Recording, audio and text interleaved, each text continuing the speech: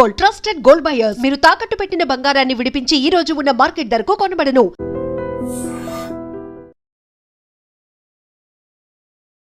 ఇంత మెచ్యూర్డ్ సైకలాజికల్గా కావచ్చు, ఫిజికల్గా, ఎమోషనల్గా చాలా బ్యాలెన్స్డ్గా సెట్ చేసుకుంటూ ముందుకు వెళ్ళాలి.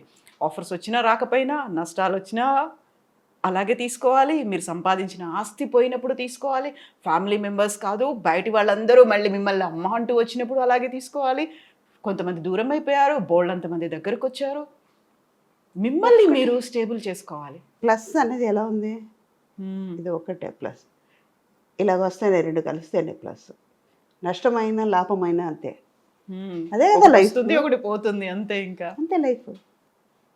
ఆకలి అనేది ఉంటుంది, అన్నం ఉంది, అన్నం తిన్న తర్వాత ఆకలి పోయింది కదా, రెండు లింకే కదా. రాత్రి అనే వస్తుంది, పగలు వస్తుంది, రెండు దేవుడు ఇచ్చేటప్పుడు ఎందుకు మనం తీసుకోలేము? అంతే. సంపాదించేటప్పుడు హ్యాపీగా ఉంది, పోయేటప్పుడు మాత్రం ఎందుకు బాధపడాలి? సంతోషంగా తీసుకున్నాను కదా, కోట్లు తీసుకున్నప్పుడు సంతోషంగా ఉంది. అదే ₹1 పోతే ఎందుకు బాధపడాలి? పోతే పోనీ. అవును.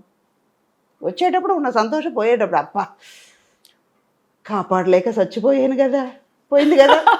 అవునా? నేను సుధమ్మ ఇంటర్వ్యూలో చూడాలి అనుకున్నప్పుడు చూస్తే మామూలుగా అందరూ గోల్డెన్ స్పూన్తో పుడతారేమో, నేను డైమండ్ స్పూన్తో పుట్టాను, ఇలా 100 కోట్లు పోగొట్టుకున్నాను, బిజినెస్ చేసినప్పుడు ఇన్ని పోయాయి అన్ని పోయాయి. బాగున్నది డైమండ్ స్పూనే. ఒప్పరిగా చెప్పడంలో నేను సిగ్గుపడట్లేదు. Born with diamond spoon, golden spoon కూడా కాదు, డైమండ్ స్పూన్. 5 మధ్యలో ఒకదానికి పుట్టాను, డైమండ్ స్పూన్లో పుట్టాను. పోయింది, పోతే పోనీ. పోతే పోనీ అని అంటే పెయిన్ ఉంటుంది. పెయిన్ తీసుకుని వెళ్ళి చాక్లెట్ అది ఇవ్వడానికి, ఎవరైనా తీసుకోండి అని చెప్పడానికి నేనే కదా అనుభవించాలి. అనుభవించి పోయింది, అది మర్చిపోయింది, అదే వెళ్ళిపోయింది. దీని దగ్గరికి వెళ్తే ఇది మన కేరే చేయదు, దీని దగ్గర నుంచి వేరే వాళ్ళకి వెళ్ళిపోదామని వెళ్ళిపోయింది. భారం దిగింది. అంతేనా? అంతే నిజంగా. తీసుకున్నప్పుడు ఉన్న సంతోషం పోయేటప్పుడు ఎందుకు బాధపడాలి? అదే సుధా కదా. తీసుకున్నప్పుడు హ్యాపీగా ఉండేది సుధా, పోయేటప్పుడు కూడా అదే సుధా కదా. అంటే కష్టపడ్డారు, సంపాదించారు, అదంతా మీకు, మీ కూతురికి, ఆ తర్వాత మనవరాలికి అలా వస్తుంది. నెక్స్ట్ జనరేషన్ హ్యాపీగా ఉంటుంది. ఎందుకు ఇవ్వాలి? ఏం రూల్ ఉంది? ఏం వాళ్ళు సంపాదించుకోలేరా? మా నాన్న నాకు ఇచ్చారు, ఓకే, ఎంతవరకు ఇవ్వాలో అంతవరకే ఇచ్చారు కదా. అలాగే వాళ్ళు కూడా సంపాదిస్తారు. వాళ్ళకి చదువు ఇచ్చాము, అన్నీ చేసావు, ఎంత ఇవ్వాలో అంత ఇచ్చాం కదా. ఎందుకు? తృప్తి పడాలి. ఇప్పుడు చాలా వరకు నటులు సినిమా రంగంలోకి వచ్చిన తర్వాత నెక్స్ట్ జనరేషన్, మా పిల్లలు రావాలి, లేకుంటే ఆ తర్వాత జనరేషన్ రావాలి, మన వాళ్ళు రావాలి, వాళ్ళకి కూడా ఒక వే చూపించాలి, రికమెండ్ చేయాలి. మీ వాళ్ళు ఎవరు కనిపించరు? ఎవరికి ఇంట్రెస్ట్ లేదు.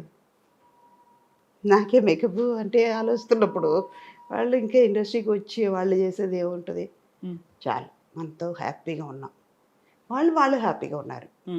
ఒక్కటి ఒక పిల్లల్ని మనం చెయ్యలేదు కదా వాళ్ళ మీద రుద్దడం తప్పు. వాళ్ళకైనా ఒక ఇంట్రెస్ట్ ఉంటుంది, వాళ్ళ స్కిల్ ఏంటో తెలుసుకుని మీరు వాళ్ళని ఎంకరేజ్ చేయాలి. ఇప్పుడు ఉన్న యంగ్స్టర్స్కి, అప్పట్లో మా అమ్మకి భరతనాట్యం ఆడాలని ఉండేది, ఆడలేకపోయింది, థియేటర్ ఆర్టిస్టు చేసింది. అది నాకు ఫ్యామిలీ సర్కమ్స్టెన్స్ వల్ల ఆర్టిస్ట్ అయ్యాను, జరిగింది. ఆ పీరియడ్ అయిపోయింది, అక్కడితో ఆ జనరేషన్ అయిపోయింది. నేను ఆర్టిస్ట్ అయిన తర్వాత మళ్ళీ నా కూతురు కూడా రావాలంటే దానికి ఇంట్రెస్ట్ లేదు కదా. మళ్ళీ రేపు నన్ను అన్నిందంటే నీ వల్లనే లైఫ్ పోయింది నాన్న అంటే, ఇవన్నీ ముందు ఆలోచన. అదే నేను ఇందాక చెప్పాను కదా, ఏదైనా ఒక ప్రాబ్లం వచ్చిందంటే సొల్యూషన్ ఆలోచిస్తాను. వచ్చింది, దానివల్ల ఏది అనిపించలే, వాళ్ళకి ఇంట్రెస్ట్ లేదు, చేయలేదు, నాకు ఇంట్రెస్ట్ ఉంది, నేను చేశాను. ఇంట్రెస్ట్ ఉంది, సరే అమ్మ థియేటర్ ఆర్టిస్టు, లేకుంటే అటు నుంచి వచ్చారు, ఇన్నేళ్ల పాటు ఉన్నారు, ఈ ఇండస్ట్రీలోకి వచ్చిన తర్వాత ఒక గాడ్ ఫాదర్, ఒక అలాంటి బ్యాక్ సపోర్ట్ ఇచ్చేవాళ్ళు, పుష్ చేసేవాళ్ళు ఎవరో ఒకరు ఉండాలి, ఉంటేనే నిలదొక్కుకోలేం. లేకపోతే ఇలాంటి సినిమాలు కానీ, ఇన్నేళ్ల పాటు ఇండస్ట్రీలో ఉండడం కానీ, ఇన్ని క్యారెక్టర్స్ చేయడం కానీ కష్టము అనేటువంటి ఒక మాట వినిపిస్తూ ఉంటుంది కదా. అది ఇప్పుడు వినిపిస్తుందమ్మా. మీకు లేరు అలా ఎవరు? అప్పట్లో లేదు. సావిత్రి గారు అన్ని పిక్చర్లు చేయలేదా? జమున గారు అన్ని పిక్చర్లు చేయలేదా? నాగేశ్వరరావు గారు చేయలేదా? రామారావు గారు చేయలేదా? కృష్ణంరాజు గారు చేయలేదా? కృష్ణ గారు చేయలేదా? వాళ్ళందరం చూసాం కదా. ఇప్పుడు మాత్రం ఎందుకు అలా అనుకోవడం? ఆ పీరియడ్లో లేదు. ఇప్పుడు ఈ మీడియాస్ అడ్వాంటేజ్గా సైంటిఫిక్గా మనం పెరిగే కొద్దీ కాంపిటీషన్ పెరుగుతుంది. అప్పట్లో 2000 మంది ఉన్నారు, 2000 జాబ్లు ఉన్నాయి. ఇప్పుడు అలా కాదు. మా నాన్న టైంలో ఆ తర్వాత నా నా పీరియడ్కి వచ్చేటప్పుడు 2000 మంది 200 జాబే ఉంది. కాంపిటీషన్ ఎక్కువైంది. ఇప్పుడు అలా కాదు. 2000 మంది 20 జాబులే ఉన్నాయి. ఇప్పుడు ఎవరికి వస్తుంది? ఈ 20 మంది బతుకుతున్నారు, మిగతా వాళ్ళు ఏమైపోవాలి? వాళ్ళు బతకాలి కదా. దానివల్ల ఇలాంటి అన్నీ జరుగుతున్నాయి.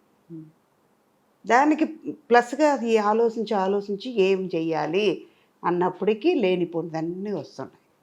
మాకు అది అనిపించట్లా. హెల్దీ కాంపిటీషన్గా ఉండేది అప్పట్లో. వాళ్ళు ఈ సీన్లు బాగా చేశారు, డైరెక్టర్ వెరీ గుడ్ అన్నారు, మనం సపోర్ట్ చేసా. ఆ డైరెక్టర్తో ఇవాళ మనం వెరీ గుడ్ అన్న మాట రప్పించుకోవాలి, ఆయన నోటితో మాట అనిపించుకోవాలి కదా, మనం చేసామని అప్రిషియేట్ చేసుకోవాలి. అలా పోటీ ఉండేది, మంచి హెల్దీ కాంపిటీషన్ ఉండేది. ఇప్పుడు సుధా, కవిత మంచి శారీ కట్టుకున్నారు కదా, నేను కూడా మంచిగా కట్టుకోవాలి, ఆవిడకంటే 10 రూపాయలు అప్పు తెచ్చుకునేనా నేను కట్టుకోవాలి అన్న కాలంకి వచ్చింది. దానివల్ల ఇలాంటి అన్ని ప్రాబ్లమ్స్ మనం ఫేస్ అవుతున్నాం. ఎంత కాంపిటీషన్ ఉన్నప్పటికీ అక్కడ టాలెంట్ అనేది కనిపించాలి. టాలెంట్ ఉంటే ఆఫర్స్ వస్తాయని, టాలెంట్తో పాటుగా అదృష్టం ఉండాలి అనే ఉన్న వాళ్ళు ఎంతమంది బయట వెయిట్ చేస్తున్నారు, ఎంతమంది ఉన్నారు. లేదు వాళ్ళకి, ఎందుకు లేదు?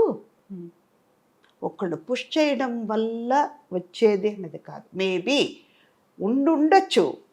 మాకు ఒక బాలచంద్ర గారు, ఒక ఈవివి గారు, ఒక రాఘవేంద్ర గారు ఇలాంటి వాళ్ళు దొరకడం వల్ల కూడా ఉండొచ్చు, మాకు వచ్చే క్యారెక్టర్ని బట్టి. ఇప్పుడు అలా కాదు కదా, దానివల్ల కూడా మైనస్ అయ్యి ఉండొచ్చు.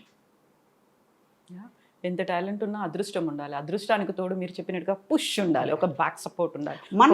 మనం క్యారెక్టర్ ఉంటే మనం ఎలివేట్ చేసే శక్తి ఉండాలి. మనం ఎవరో ప్రూవ్ చేసుకోవాల్సిన సమయం రావాలి. మనం ఏంటంటే మనం ఎంతవరకు వెళ్ళగలుగుతాం అన్నది మనలో ఉండాలి. మా మదర్ అనేవాళ్ళు, నేను చేయలేను అంటే కుడిగాలు పెట్టావు, ఎడంకాలు బాగానే ఉంది కదా, పెట్టు, 2 అడుగులు వేస్తే నువ్వు వెళ్ళాల్సిన డెస్టినేషన్కి వెళ్ళిపోతావు. అలా మోటివేట్ చేసేవాళ్ళు ఎంతమంది ఉన్నారు ఇప్పుడు? తక్కువ అయ్యారు. నువ్వు చేయలేవు, ఎందుకు పని లేదా చెప్పేవాళ్ళు ఉన్నాం. ఎంతమంది పిల్లలకి వాళ్ళు టాలెంట్ బయటపడుతుంది, చేయలేకపోతున్నారు. మేబీ వాళ్ళు ఫినాన్షియల్గా సపోర్ట్ లేకపోవడమో, లేకపోతే ఫ్యామిలీ బ్యాక్గ్రౌండ్, ఎవరు గైడెన్స్ లేకపోవడము, ఏదో ఒకటి అక్కడ జరిగి అది బయటపడలేకపోతుంది.